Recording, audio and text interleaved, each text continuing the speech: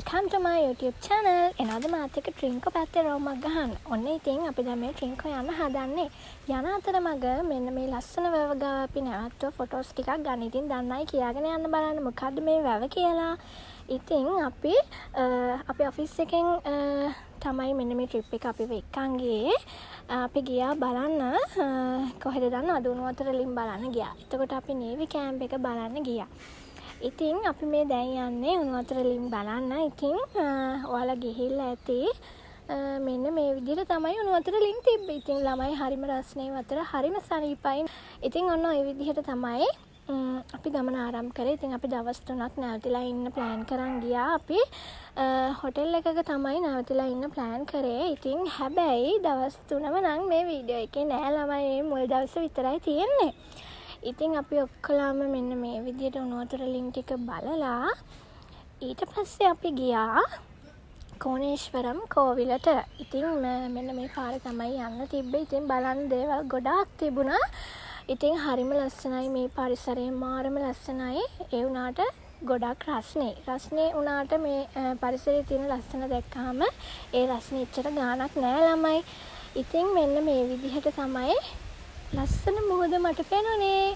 හැබැයි ළමයි අපේ ලංකාවේ මිනිස්සු යන තැන ජරා කරනවා. ඉතින් ඔයාලට මම පෙන්නන්නම් මේ තැන්වල ගිහිල්ලා මේ බිත්තිවල කුරුටු ගාලා හරිම සවුත් විදිහට මේ දේවල් විනාශ කරලා තිනවා. ඉතින් ඔයාලා යන්න තැනකට ගිහිල්ලා ඒ දේවල් විනාශ කරන්නේ නැතුව එන්න තව මිනිස්සුන්ට බලන්න. හරිද? ඉතින් මම ඔයාලට පෙන්නන්නම් මේ තියෙන්නේ. මෙන්න මේ විදිහට බිත්තිවල නම් ලියලා කුරුටු බලි ගාලා දැක්කම එපා වෙනවා ළමයි. කොච්චර ලස්සන තැන්ද ඔයාලා මේ විනාශ කරා. ඉතින් මෙන්න මේ විදිහට ලස්සනයි නේද? හරිම ලස්සනයි. දැක්කම හරිම ආස හිතෙනවා බලාගෙන ඉන්න පුළුවන් ඕන තරම් වෙලාවක්.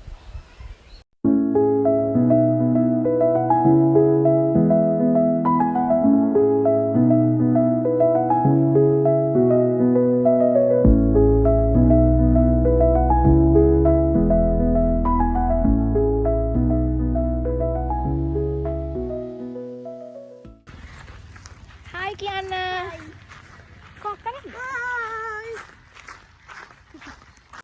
මේ ලංකාව ඇතුලේ අපි දැකපු නැති කොච්චර පුදුම සහගත දේවල් තියනවද කියලා හිතෙනවා මේ වගේ දේවල් දැක්කහම. ඉතින් බලන්න ගොඩාක් දේවල් තියෙන තැනක්. ඉතින් ඔයාලටත් වෙලාවක් හම්බුනොත් අනිවාර්යයෙන්ම ගිහිල්ලා බලන්න. රස්නේ තමයි අමාරුයි ඉන්න. ඒ උනාට මේ අත්දැකීම් මේ බලන දේවල් දැක්කම පුදුම හිතෙනවා අපේ රට මෙච්චර ලස්සනද කියලා.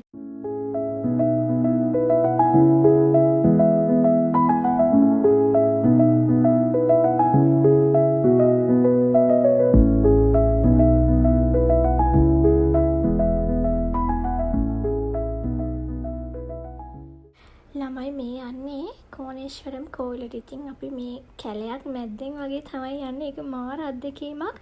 හරිම සනීපයි. මේ ගහක් යටට ආවට පස්සේ දැනෙන සනීප දෙයනේ කියලා නිම කරන්න බැරි තරම්.